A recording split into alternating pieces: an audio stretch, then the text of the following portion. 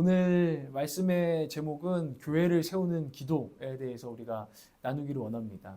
오늘도 먼저 이 오늘 본문의 내용을 한번 살펴보면 12절에서 14절을 보면은 정말 이 주님이 승천하시고 멍하니 이제 하늘을 바라보고 있던 제자들과 또 예수님의 어머니와 그 형제들이 정신을 번쩍 차려가지고 예수님의 명령을 기억한 거예요. 너희들은 예루살렘을 떠나지 말고 아버지께서 약속하신 성령을 기다려라 라는 명령을 가지고서 예루살렘으로 돌아옵니다.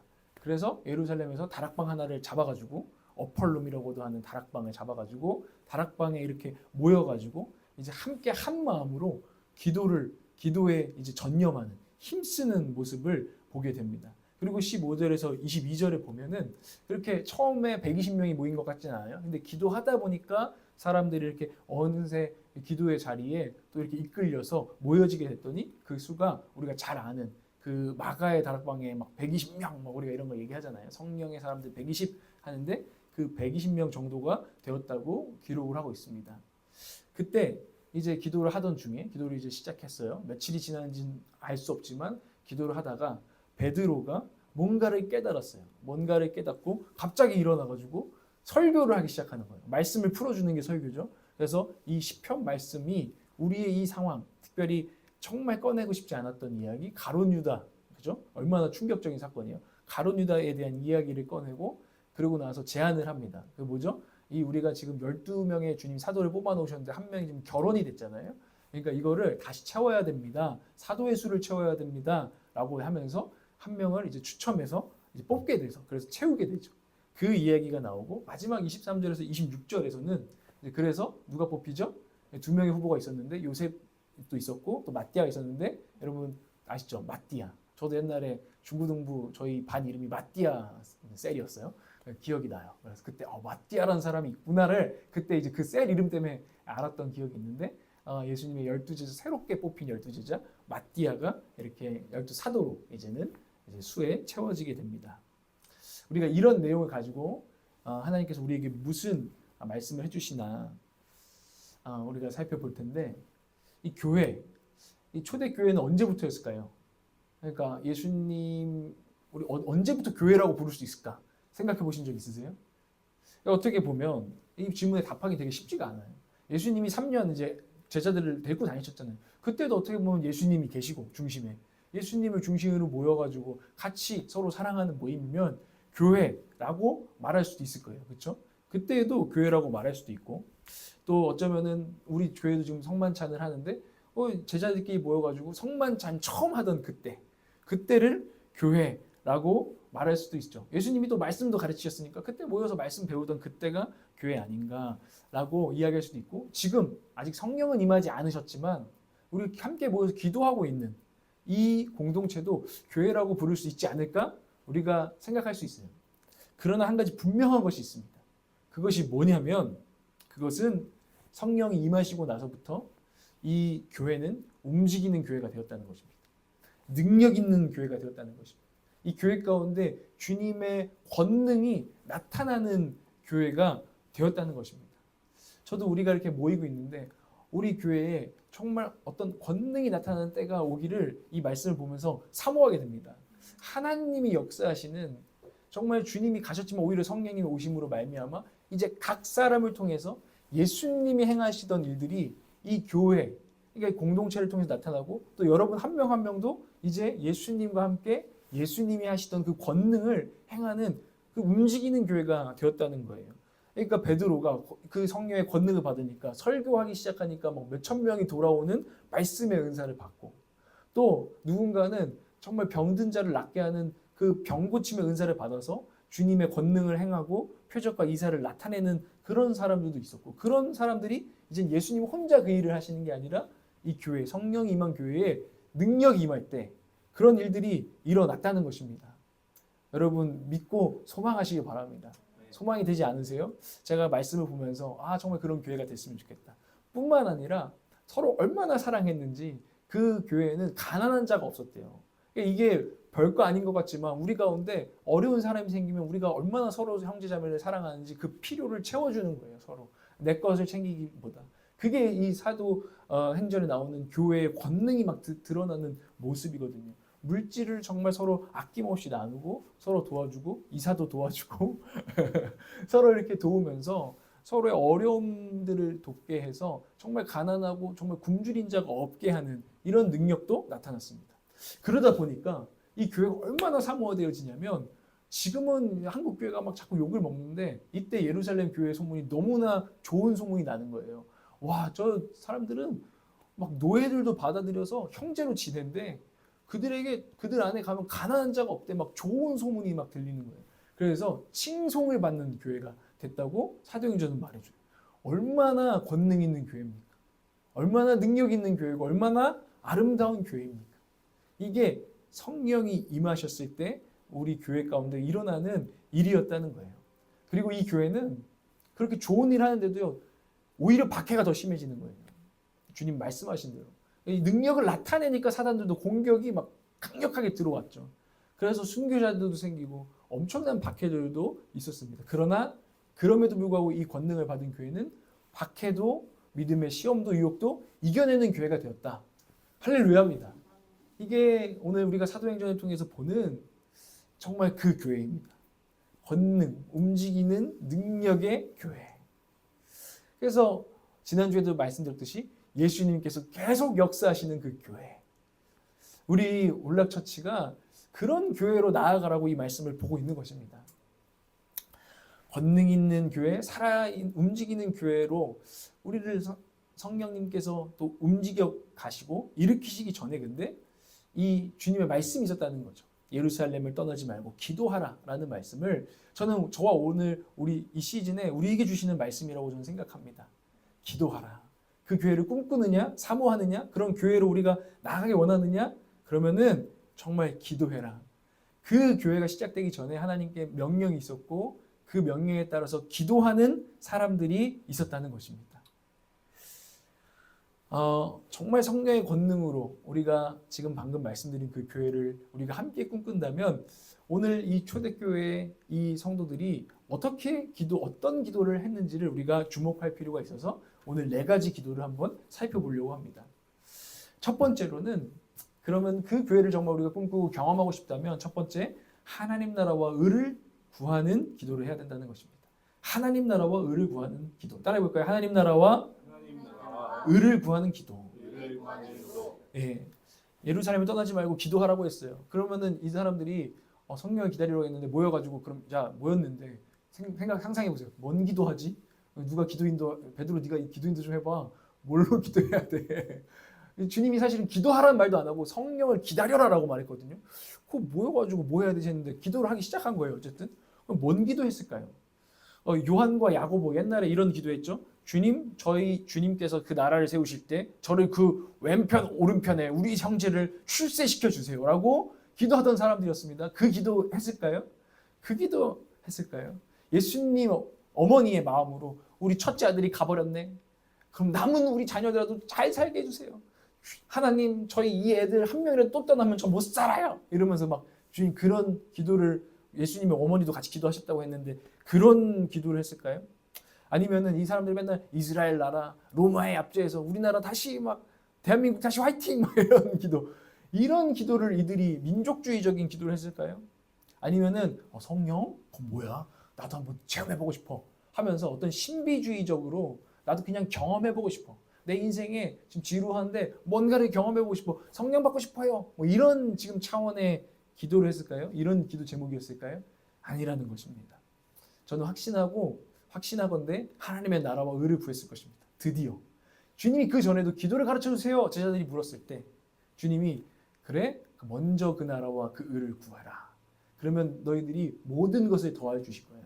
무엇을 먹을까? 무엇을 마실까? 무엇을 입을까? 그런 물질적인 것과 어떤 먹고 사는 문제에 대한 것들이 아니라 먼저 그 나라와 의를 구하는 기도를 난 너에게 가르친다 했을 때 그때는 그냥 듣고 그런가 보다 했겠죠. 근데 이 사람들은 늘 사실은 내 나라와 내 의를 구했습니다. 그런데 드디어 이 시즌에 이들이 좀 하나님께서 정신을 차리게 하시고 하나님의 나라와 의를 구하는 기도로 이렇게 모여지게 한 거죠. 그러니까 이 증거들이 어디도 나오냐면 사도행전 1장 3절에도 보시면 한번 말씀을 띄워주세요. 예수께서 고난을 받으신 뒤에 자기가 살아계심을 여러 가지 증거로 드러내셨습니다. 그는 40일 동안 그들에게 여러 차례 나타나시고 하나님 나라에 관한 일들을 말씀하셨습니다. 예수님께서 생전에도 십자가에 달리시 전에도 하나님 나라와 의 알아야 돼. 사실 우리는 잘 못 깨달아요. 이게 와닿지가 않는, 우리는 굉장히 자기중심적 이기적이기 때문에 영적으로 사실 잘 와닿지 않는 개념이 하나님 나라와 의입니다. 그죠? 근데 이들이 점점 성장해서 지금 하나님 나라와 의가 와닿기 시작했어요. 근데 사실 십자가 달리기 전까지도 막 자기들끼리 싸우면서 내 나라를 막 위해서 싸웠던 제자들이죠. 그러니까 예수님께서 십자가에 달리시고 부활하셔서 이들이 예수님 배신하고 막 울고 막 주님, 제가 주님 사랑합니다. 베드로가 이 모든 과정을 겪고 나서 40일 동안 다시 불러가지고 가르칩니다. 뭘 가르쳐요? 다시 한번 하나님 나라에 대해서. 하나님 나라와 의. 하나님 나라와 의를 40일 동안 가르치고 승천하셨습니다. 그러니까 이들이 하나님 나라와 의를 그걸 기도해야겠구나 라는 것을 우리는 확신할 수 있는 거죠. 그들은 그 하나님의 나라, 내 가정, 내 인생이 아니라 하나님 나라와 의를 그들이 구하기 시작했을 때 교회는 성령으로 충만해졌다는 것입니다. 참 와닿지 않지만 사모되어지는 이야기가 있어요. 제가 개척을 하면서 개척 이야기를 많이 봤는데 그 중에 굉장히 사모되어진 이야기가 이 이야기예요. 뉴욕에 리디머 교회를 개척해서 성장시킨 팀 켈러 목사님이 계세요. 제가 참 존경하는 목사님인데 그분의 개척 이야기를 제가 품고 있어요. 아직도. 그 이야기가 뭔가 하면은 이제 정식으로 리디머 교회라는 간판을 딱 달기 전에 그분은 1년, 나도 그렇게 했어야 되는데 1년에서 2년 정도를 기도 모임을 하신 거예요. 기도 모임. 그 기도 모임의 주제는 하나님 나라였어요. 하나님 나라와 의를 이 뉴욕 도시 가운데 이루고 싶은 분들은 오세요. 같이 기도합시다. 그래서 1년에서 2년 동안 매주 수요일인가 뭐 이렇게 일주일에 한두 번을 정해가지고 모여서 정말 굉장히 지적인 분이라 기도 많이 안 하실 줄 알았는데 딱 모이면은 말씀 짧게 나누고 1시간에서 2시간을 그냥 기도하는 거예요. 하나님 나라와 의라는 주제를 놓고 그렇게 기도를 했대요. 기도하다 보니까 비전이 생기는 거예요. 주님, 뉴욕에 많은 교회들이 있지만 복음화율이 굉장히 낮은 도시였거든요. 1%. 딱 1%. 팀 켈러 목사님 사역한 그 당시에 1%였어요. 주님, 정말 우리 1%끼리 모여서 예배하는 교회가 아니라 하나님 나라를 구하다 보니까 정말 저 밖에 있는 99%의 잃은 영혼들이 보입니다. 주님 저에게 비전을 주셨으니 그들을 위한 교회를 만들게 하소서. 그러면서 막 같이 나눔할 때도 그 교회가 뭘까를 막 나누는 거예요. 기도하고 나누고 기도하고 나누고 하면서 교회에 대한 디자인을 같이 해갔는데 그들이 하나님 나라, 막 내가 보기에 막 찬양이 좋은 게 이런 게 아니라 하나님 나라를 구하다 보니까 그게 보였겠죠. 잃은 영혼들이, 하나님의 마음이. 그러면서 그 99%의 영혼들을 정말 품을 수 있는 교회, 그들에게 울림을 줄 수 있는 메시지를 전하는 설교자와 그런 막 새 가족부와 이런 것들을 우리가 구축할 수 있도록 주님 우리를 인도해 달라고 기도하고 구체적인 목표가 생겼는데 뭐였냐면은 진짜 간도 크시죠? 우리가 이 뉴욕의 1% 기독교인을 10%까지 끌어올리게 해주십시오. 아산으로 치면 아산이 지금 38만, 40만 된다면 그 1%면 얼마죠? 4만이면 4만이에요? 4천 명이죠. 그럼 4천 명인데 하나님 제가 사역하는 기간 동안 10%로 그러면 4만 명이 되게 해달라는 기도예요. 근데 이게 내 교회 부흥시켜달라는 기도예요. 내가 개척할 테니까 하나님 제가 스타 설교자가 돼가지고 뭐 수많은 회중 앞에서 전 설교하고 싶은 사람입니다. 이 꿈이 아니라 내 교회 문제가 아니라 많은 교회들이 함께 성장해서 이 도시에 최소한 10%의 기독교인들이 일어나게 해달라고, 진정한 회심한 기독교인들이 일어나게 해달라고 기도하기 시작한 거예요. 그러면서 리디머 교회를 이제 시작을 하게 되는 거예요. 그들이 구했던 건 하나님 나라였어요. 그게 성공했을까요? 안 성공했을까요? 놀라운 일이 일어났는데 팀 켈러 목사님이 딱 돌아가실 때쯤에 뉴욕이 10%까지는 아니지만 5% 성장했어요. 엄청난 일이에요. 뉴욕은 가장 지적인 사람들, 가장 교만한 사람들이 모여있는 동네예요. 가장 세상에서, 전 세계에서 가장 똑똑하고 예술, 문화, 모든 면에서 앞서가는 사람들, 굉장히 무신론적인 사고가 강한 사람들, 내 힘, 내 지혜를 의지한 사람들인데 그 교회 가운데서 부흥이 일어나고 그 교회가 수십 개의 교회를 개척합니다. 개척하면서 물론 리디머 교회도 몇천 명이 모여요. 그러나 개척하면서 5%까지 일어납니다. 그분이 끝까지 꿈을 꿨어요.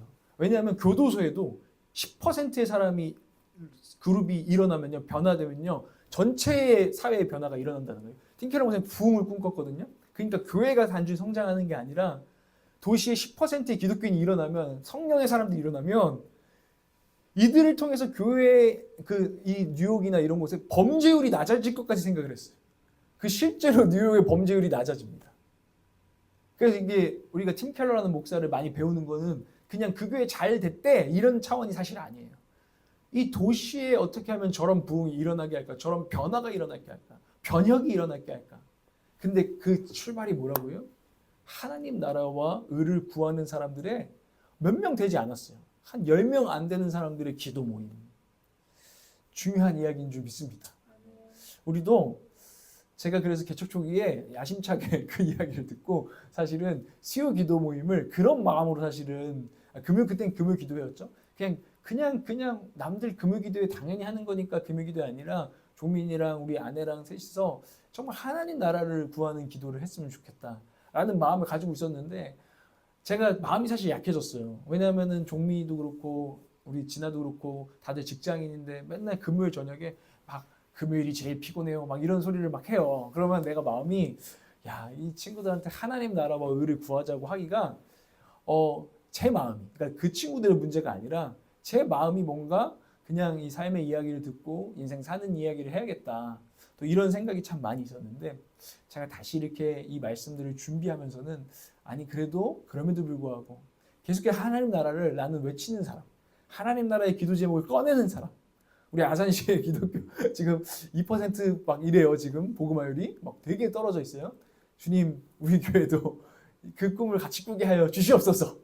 이렇게 정말 돼도 안 돼도 그냥 씨를 뿌려야겠다. 기도해야겠다. 끌고 가야겠다라는 생각을 하게 됩니다. 그때 하나님 제가 기도하는 것은 하나님 기도합니다. 우리가 우리 성도들 어렵지만 그 방향을 추구해 나갈 때 정말 먼저 그 나라와 그 의를 구할 때 이들의 정말 가정 문제, 직장 문제, 사업 문제, 결혼 문제, 건강의 문제, 관계의 문제, 모든 자존감의 문제, 모든 문제를 하나님 더하여 주십시오. 하나님 약속하시니까 하나님 좀 책임지십시오. 라는 제 안에 어떤 믿음이 생겼어요. 그래서 수요기도에 여러분 이야기를 아예 안 듣겠다는 얘기는 아니에요. 그러나 제가 끌고 가야겠다. 하나님 나라와 의를 위해서. 우리 하나님 나라와 의로 우리 교회의 방향을 흐르게 합시다. 그래서 하나님께서 우리 가운데 모든 것을 더하여 주시는 또 하나님 나라와 의가 어떻게 이루어지시는지 우리 삶에 경험하게 하시는 그 놀라운 역사 가운데 우리가 함께하고 경험하기를 원합니다. 두 번째 기도, 첫 번째 기도는 하나님 나라와 의를 구하는 기도고요. 두 번째 기도는 따라해 볼까요? 함께 한 마음으로 전념하는 기도. 함께 한 마음으로 전념하는 기도. 긴데 잘 따라오셨습니다. 함께 한 마음으로 전념하는 기도. 사도행전 1장 14절 말씀을 읽어보겠습니다. 시작. 이들은 모두 여자들과 예수의 어머니 마리아와 예수의 동생들과 함께 한 마음으로 기도에 있었다. 네. 말씀을 보면 함께 한 마음으로 기도에 힘썼다라는 것을 우리는 주목해서 봐야 됩니다. 좀 두 가지를 나눠서 볼 텐데 함께 한 마음으로라는 것부터 볼까요? 함께 한 마음으로. 이 뜻은요, 단순히 오늘 우리가 이렇게 한 공간에 같이 기도했다는 얘기 아니에요. 뭐 고은 자매는 우리 두부집 잘 되게 해주세요 기도하고, 지호는 결혼 잘 되게 해주세요 이렇게 같이 그냥 모여서 기도했다는 게 아니라 뭔가 한 주제에 한 심령 한 마음으로 기도했다는 거죠. 너는 이 기도 나는 이 기도 이런 게 아니라 한 마음으로. 이걸 합심 기도라고 하는 거예요. 그냥 같이 주여 동성 한번 부르짖고 기도합시다 이게 합심 기도가 아니라 이 한 성령 가운데서 한 초점의 포커스가 가서 한 마음으로 기도했다는 것입니다. 마태복음 18장 19절에서 20절에 이런 기도에 대한 약속이 있어요. 우리 소망으로 한번 읽어보겠습니다. 시작. 내가 진정으로 거듭 너희에게 말한다. 땅에서 너희 가운데 두 사람이 합심하여 무슨 일이든지 구하면 하늘에 계신 내 아버지께서 그들에게 이루어 주실 것이다. 두세 사람이 내 이름으로 모여 있는 자리 거기에 내가 그들 가운데 있다. 아멘. 사실 말씀이 더 길어요. 너희들이 모여서 기도하면 너희들이 정말 하늘에 메인 것들을 너희들 푸는 기도를 할 것이고, 이 구절 아시죠? 그 구절 다음에 나오는 거예요. 두 사람이 합심하여, 두 사람일지라도 마음이 나뉘어지지 아니하고 합심하여 하나님의 나라와 의를 구할 때, 합심하여 하나님의 나라가 큰 게 아니에요. 어쩌면 우리 가운데 아픈 영혼들이 있으면 그 영혼 가운데 하나님 나라가 임하기 원합니다. 우리 이런 기도를 합심하여 하기 시작할 때에 주님 약속하시기를 내가 그 자리에 있어서 그 기도를 듣고 있다는 거예요. 듣고 내가 아버지께 중보하여서 이루신다. 이런 지금 약속을 한 것입니다. 할렐루야. 이 합심기도에는 이런 능력이 있고 약속이 있습니다. 이 합심기도 이 부분을 이렇게 주석하신 분이 있어요. 변종길 교수님의 주석인데 한번 보시겠습니다.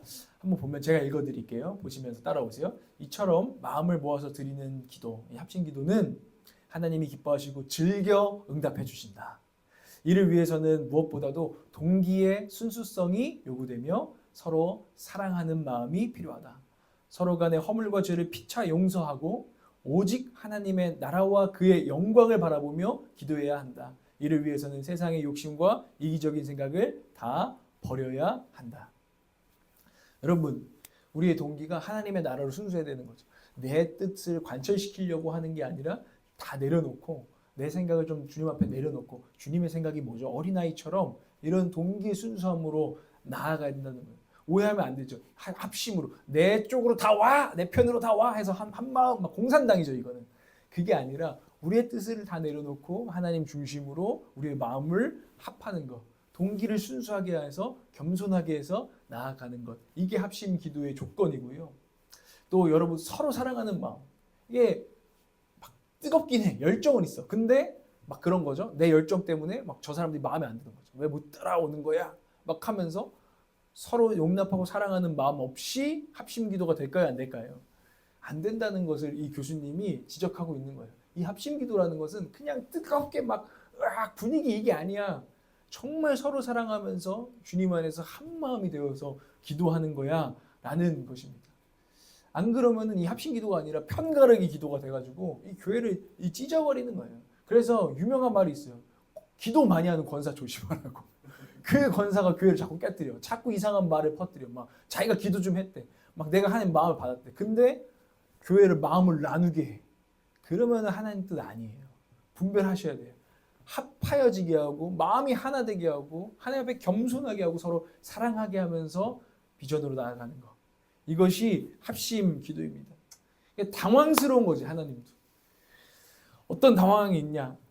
나는 너희들을 과실을 따지지 않고 용서하고 용납하고 사랑해 줬는데 너희들은 어떻게 막 과실을 따지면서 재판장 앞에 와서 하나님 막 따지면서 기도하면서 막 저희들은 잘못됐습니다. 막 벌하소서 이런 기도를 하는 게 하나님 입장에서는 당황스러울 거예요. 아니, 너 서로 사랑하는 마음으로 다시 와서 기도해라. 하나님께 이렇게 말씀하신다는 거예요. 여러분, 우리가 기도할 때 우리의 기도가 마음이 서로 사랑하지 않고 용서가 되지 않으면 기도가 잘 안 돼요. 그렇죠? 제가 어제도 이제 그 집회장에서 이렇게 나눴는데 제가 묵상하다가 깨닫게 된 게 있어요. 내 안에 블랙박스가 있다. 진짜 제가 어느 순간 기도를 하는데 자꾸 블랙박스로 누가 나한테 섭섭하게 했던 거 잘못했던 거 자꾸 리와인드 그래. 과실이 그때 보니까 7대3이야. 다시 보니까 아니 8대2야. 다시 보니까 9대1. 내가 뭘 잘못했지? 내가 뭘 잘못했다고 이래? 막 그러면서 제 안에 기도가 아니라 자꾸 반박이 막 몇 대 몇 과실을 따지면서 하나님께 막 기도를 합시고 하나님 아버지 막 하면서 막 한숨만 넣는 기도를 어느 순간 제가 하고 있는 거예요. 제가 주님 앞에 깨달았어요. 아니 주님, 제가 한문철 TV처럼 몇 대 몇 이거를 계속하고 있는 이 영혼은 기도가 안 됩니다. 이건 기도가 아닙니다. 아버지 앞에 아버지 이름을 부르고 있지만 기도가 아닙니다. 주님, 제가 주님 뜻대로 기도하게 하여 주십시오.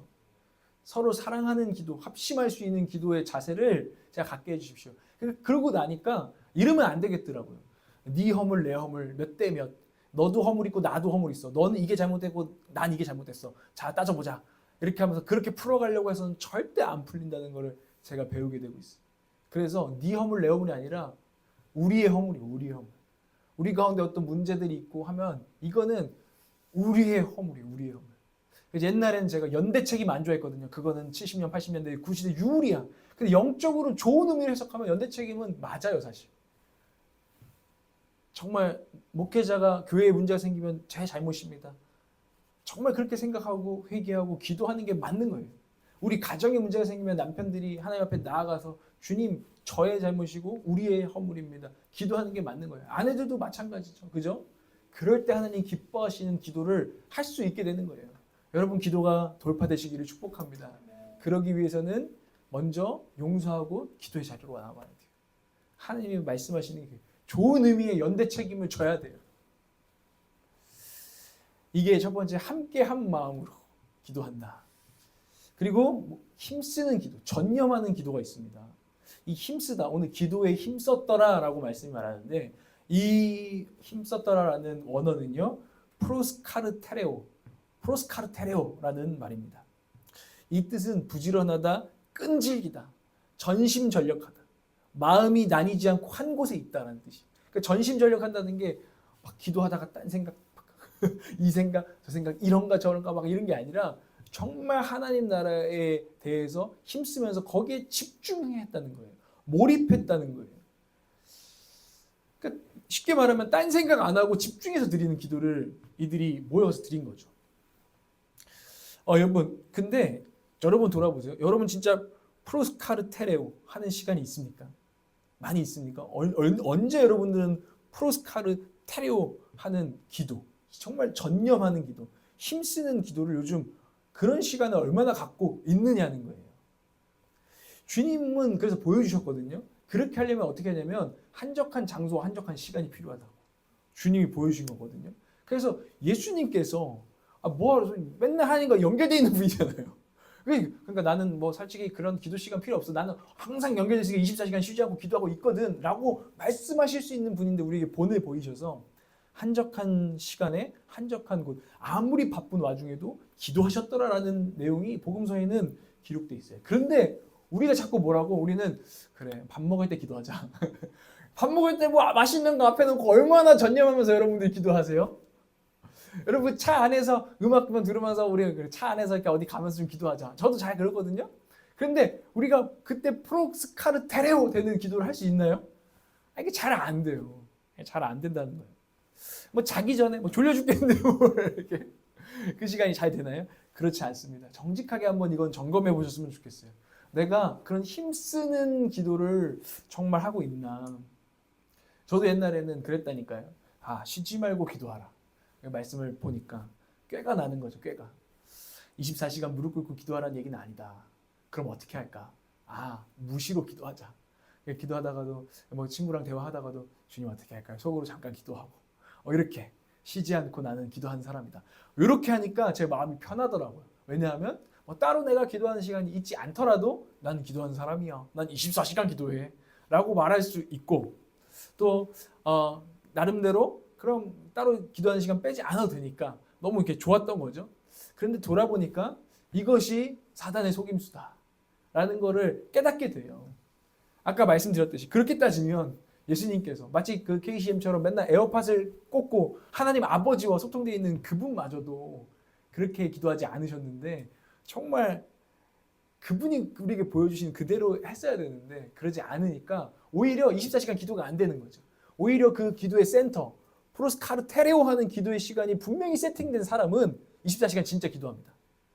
한적한 곳과 장소를 찾아서 정말 기도의 시간을 갖고 있는 사람은 24시간 기도가 자연스럽죠. 그런데 그런 대동맥이 없는 사람은 모세혈관이 말라버리는 거예요. 그렇죠? 그 기도의 대동맥이 있어야 되는 겁니다. 힘쓰는 기도의 시간이 우리의 삶에는 세팅돼야 되고 훈련되어져야 한다고 말씀은 우리에게 보여줍니다. 여러분에게 그 프로스카르테레오 있습니까? 라는 거예요. 막 이럴 수도 있어요. 우리 그 올락처치가 이렇게 기도의 장소가 있었으면 내가 맨날 출퇴근하면서 기도했지. 그래서 뭐 여러분 안에 나름대로 그때 되면 내가 기도해야지. 이럴 수도 있어요. 근데 여러분 그때는 오늘이에요. 한적한 장소를 찾기 어렵거든 한적한 시간이라도 여러분 떼세요. 저도 그래서 이 말씀을 준비하면서 방을 딱 그냥 닫고 저 혼자 기도하는 시간을 요즘 갖거든요. 1시간 그냥 찬양 틀고 막 억지로라도 채우면서 기도를 하거든요. 힘쓰는 기도의 시간을 여러분 확보하시길 바랍니다. 훈련하시길 바랍니다. 그때 정말 쉬지 않고 기도하는 자의 삶을 살게 될 것입니다. 두 번째 기도가 함께 한 마음으로 힘쓰는 기도입니다. 세 번째는 따라해볼까요? 말씀이 임하는 기도. 말씀을 한번 읽어보겠습니다. 사도행전 1장 15절에서 16절입니다. 함께 읽겠습니다. 시작. 형제자매 여러분, 예수를 잡아간 사람들의 앞잡이가 된 유다에 관하여 성령이 다윗의 입을 빌어 미리 말씀하신 그 성경 말씀이 마땅히 이루어져야만 하였습니다. 베드로가 말씀 때문에 가만히 있을 수 없어서 일어나서 지금 말한 내용입니다. 그 120명 가운데에서 베드로가 늘 뻔뻔한 인간이긴 하지만 그래도 갑자기 그 기도의 분위기를 깨고 말씀을 구절을 들고 나옵니다. 시편 69편과 109편 말씀을 가지고서 나와가지고 설교를 하기 시작하는 시작 부분입니다. 그러면서 성경 말씀이 임한 거예요. 베드로에게 기도 가운데 성경의 말씀이 기억나고 생각나게 함으로, 그리고 그것이 지금 우리의 상황 가운데 어떻게 적용되는지가 임한 거죠. 그러니까 말씀이 그냥 이렇구나 저렇구나가 아니라 우리의 문제 가운데 하나님이 이렇게 말씀하고 계시는구나, 그 살아있는 하나님의 말씀이 기도 가운데 임했다는 것입니다. 여러분도 기도하기 시작할 때, 힘쓰는 기도를 하기 시작할 때 말씀이 임할 줄을 믿습니다. 오늘 베드로처럼 말이에요. 그러고 나니까 이 베드로가 막 흥분해가지고 지금 설교를 하는 거죠. 예수님께서 부활하셔서 이 아까 하나님 나라에 관한 일을 가르치셨는데 그것이 성경을 가르치신 거였어요.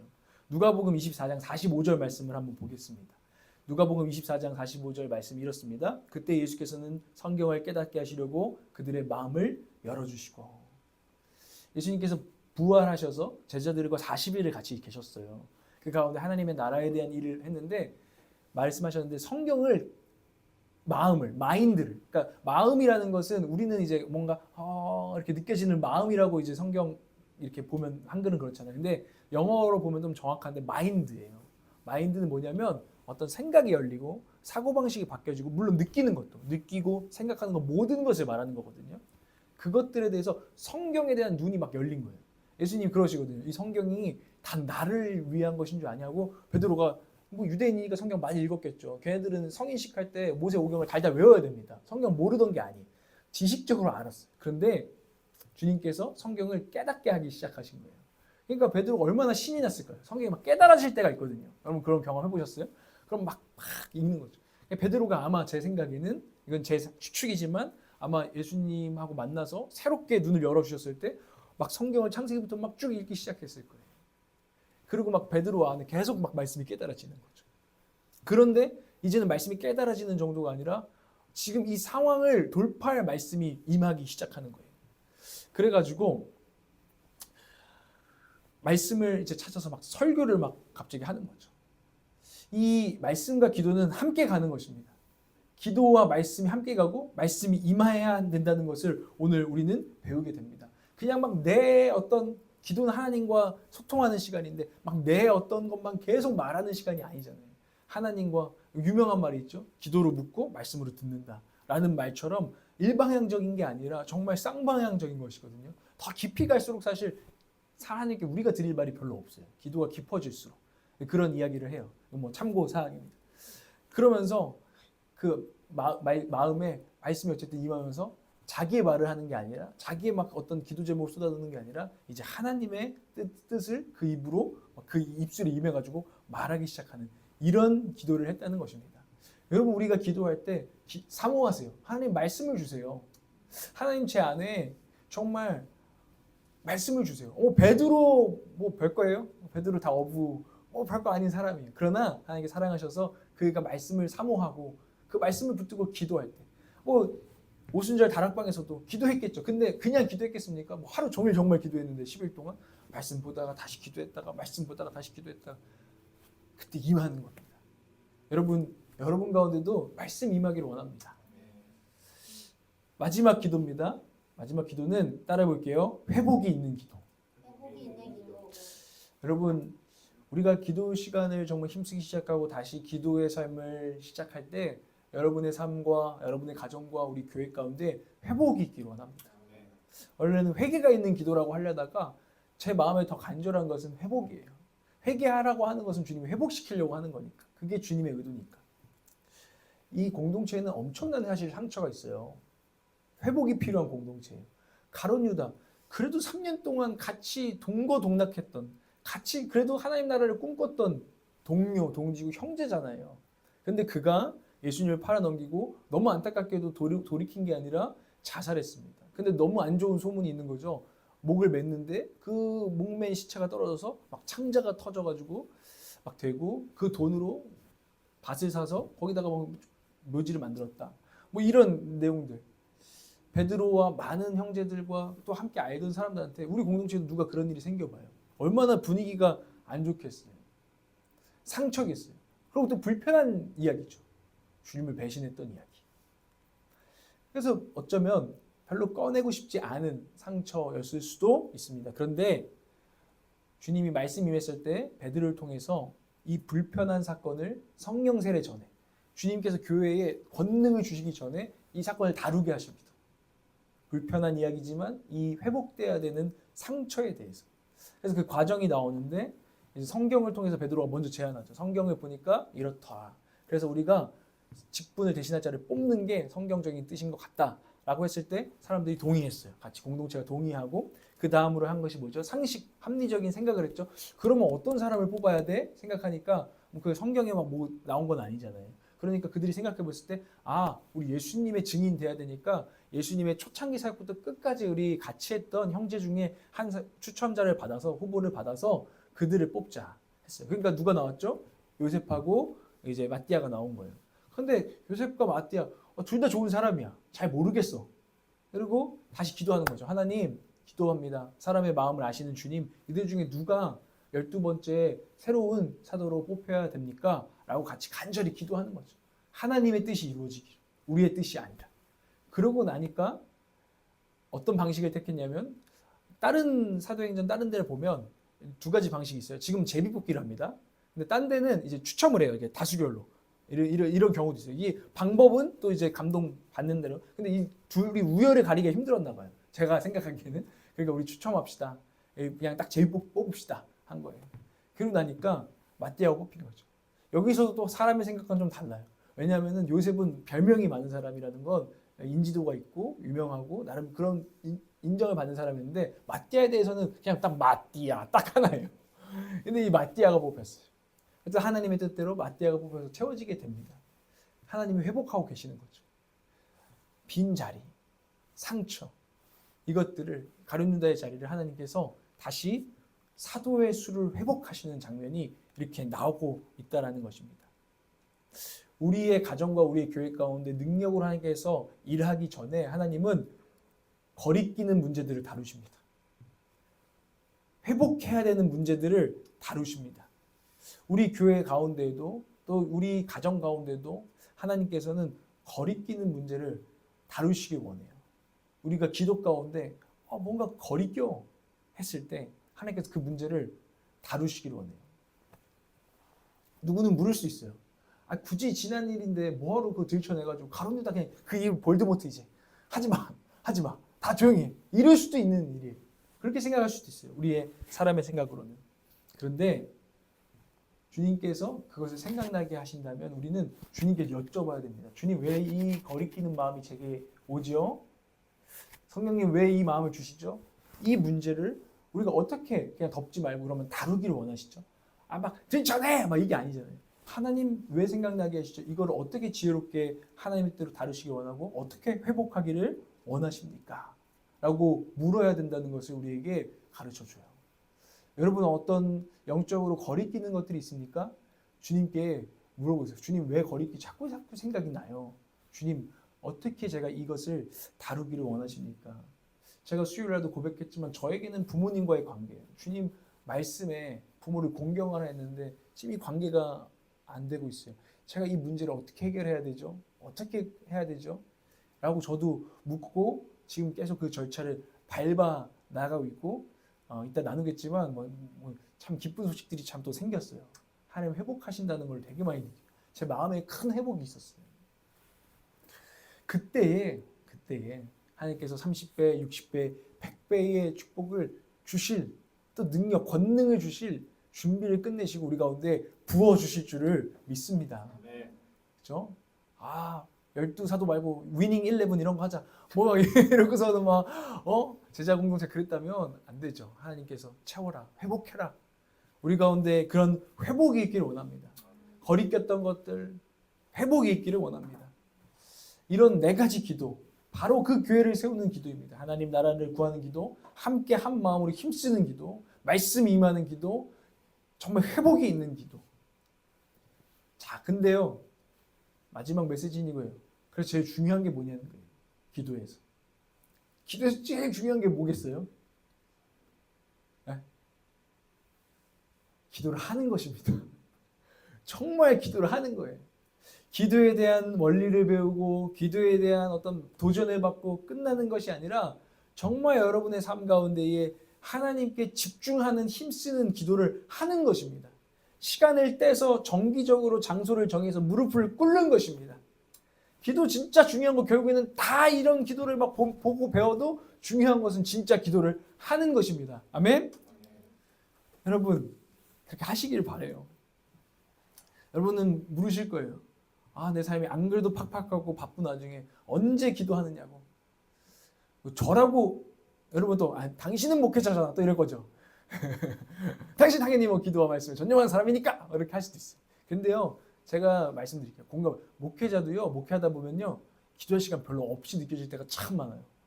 이 사람 막 생각하고 막 연락해야 되고요. 뭐 만들어야 되고요. 뭐 전도용품 사러 가야 되고요. 바빠요. 막 자꾸 분주해요.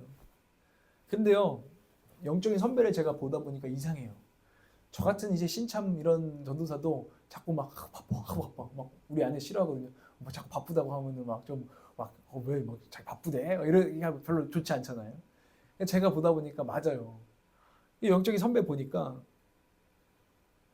그 뭐 이찬수 목사님 막 제가 보니까 막 이정규 목사님 이런 분들도 제가 만나 보잖아요. 맨날 한두 시간 기도하는 시간이 있어요. 골방에서 오직 기도만 하는 시간. 막 설교 준비하면서 때우는 시간 그게 아니에요. 설교 준비하면서 말씀 받으니까 같이 기도한 거야. 이게 아니라 진짜 온전히 하나님과 힘써서 기도하는 시간을 그 바쁜 사람들이 이리 불려다니고 저리 불려다니고 하루에 설교를 몇 편씩 해야 되고 이메일로 막 수많은 고민 상담해서 다 답해줘야 되고 이분들이 그래서 더 기도한다는 이야기. 이찬수 목사님은 새벽 3시에 일어나서 그래서 기도한대요. 항상 2시간씩 새벽 기도 오기 전에. 난 그렇게는 솔직히 못하겠는데 훈련해야 된다는 걸 느끼는 거죠. D.L. 무디라고 하는 전 세계에서 가장 바쁜 전도자가 있습니다. 그는 이렇게 고백했습니다. 나는 너무 바빠서 기도합니다. 종교개혁자 마틴 루터도 이렇게 말했습니다. 나는 너무 바빠서 하루에 3시간씩 기도하지 않을 수가 없습니다. 이게 또 목회자들 얘기만 들으면 안 되죠. 미국의 16대 대통령이었던 아브라함 링컨은 나라에 전쟁이 났어요. 남북전쟁이라고 하는 노예제를 폐지시키기 위한 전쟁을 할 때 그는 그때에 사무실 옆에다 기도실을 따로 만들었어요. 뭐 우리가 봤던 영화 워룸처럼 기도실을 그 사람 또 돈 있는 권세가 있는 분이니까 자 저기다 기도실 만들어놔. 근데 사람들이 말하는 거예요. 링컨 대통령 어디 계시죠? 하면은 사무실에 있을게요. 기도실에 있을게요. 기도실에 있는 거예요. 그 가장 바쁠 것 같고 가장 많은 것들을 처리해야 되는 그 시간에 그는 기도실에서 가장 많은 시간을 보냈다고 고백하고 있습니다. 바쁠수록 더 기도한다는 것은 우리가 사실 상식적으로는 잘 공감이 안 되실 수 있어요. 그런데 경험해야 되는 일입니다. 이 선배들이 우리에게 보여주면서 니들도 경험해라. 바쁠수록 더 기도해라. 라는 것들을 우리에게 메시지를 주고 있습니다. 여러분 기도하셔야 되고요. 바쁠수록 정말 기도해서 그 기도의 능력으로 사는 삶을 경험해야 되는 줄을 믿으시기를 바랍니다. 이것은 영적인 현실입니다. 세상은 조롱하죠. 기도하는 사람들을 조롱해요. 어떤 사람들로? 현실 도피자로, 무책임한 캐릭터로, 막 오징어 게임에도 보면은 막 그냥 기도만 하고 있으면서 막 그 겁쟁이로 해요. 아니요, 기도하는 사람들은 겁쟁이가 아니었어요. 기도했기 때문에 기도의 능력으로 남북 전쟁 노예제 폐지를 끝까지 밀고 나갈 수 있는 담력을 얻어서 담대했던 사람이고 현실을 마주칠 수 있는 상남자 같은 사람들이었어요. 그리고 그 책임을 질 수 있는 그리고 돌파해내는 그런 사람들이었는데 그들의 능력이 어디서 나왔다고요? 바쁠 때 기도하는 그 기도의 시간, 힘써 주님께 전념하는 시간에서 나온 줄 여러분 속지 마시고 믿으시길 바랍니다. 여러분 그래서 기도하셔야 됩니다. 뭐 딴 게 없어요. 이번 메시지는 뭐 간결해요 사실은. 그 힘써 기도하는 시간을 확보하라. 그리고 제가 한 가지 그러면서 제안해 드리는 건 수요일 날도 잠깐 나눴지만 어펄룸을 만드는 거예요. 기도의 습관을 만드는 시간을 잠깐 가지려고 해요. 제가 이 10월 마지막까지 10월 마지막 금요일이 31일이거든요. 그때까지 2주 동안 월, 화, 수, 목, 금 매일 9시마다 우리는 기도의 조서가 아직 없으니 줌이나 제가 네이버 웨일이라고 그거는 무료로 1시간 이상을 할 수 있더라고요. 딱 1시간 9시부터 10시까지 제가 기도하는 시간에 그냥 켜놓겠습니다. 그럼 여러분들도 여러분들만의 세팅을 하시고 주님께 힘써 기도할 준비를 9시까지 마치시고 그냥 같이 켜서 한 곳에서 한 온라인상의 공간이지만 같이 어펄룸, 다락방처럼 함께 기도하기를 원해요. 수요일 날은 예외가 되겠죠. 수요일 날 우리가 실제로 오프라인에서 모이니까 그때 모여서 또 우리가 1시간 정도 같이 기도를 하잖아요. 같이 기도할 것입니다. 근데 이 2주간의 기간 동안 오직 우리는 하나님의 나라와 그 을을 또 그 교회를 우리가 놓고 기도했으면 좋겠습니다. 그 시간을 가지면서 우리 가운데에 우리 삶에도 정말 하나님 나라와 을을 구하는 그 능력의 기도의 자리가 또한 회복되어지는 시간이 되기를 원합니다. 그 시간이 막 쉽지 않을 것 같아요. 사실 막 모여서 찬양하는 것도 아니고 저도 막 벌써 좀 두려운 마음도 있어요. 그 시간 막 정말 의미가 있을까? 우리 서로 고생만 하는 시간 아닐까? 막 때론 이런 걱정이 몰려오지만 주님께 사실 믿고 이 기도의 정말 대동맥이 다시 한번 회복되게 하여 주시옵소서라는 마음을 가지고 우리 함께 나와서 함께 정말 한 마음으로 한 성령으로 기도하는 그 시간에 여러분들이 다 동참하기를 원합니다. 그때에 우리가 우리 가정과 우리 교회가 하나님 기도의 능력을 맛보고 회복되어질 줄 믿습니다. 우리가 이 약속이 있는 기도의 삶들을 루틴들을 우리 가운데 경험하는 저와 여러분 되기를 주님의 이름으로 축복합니다.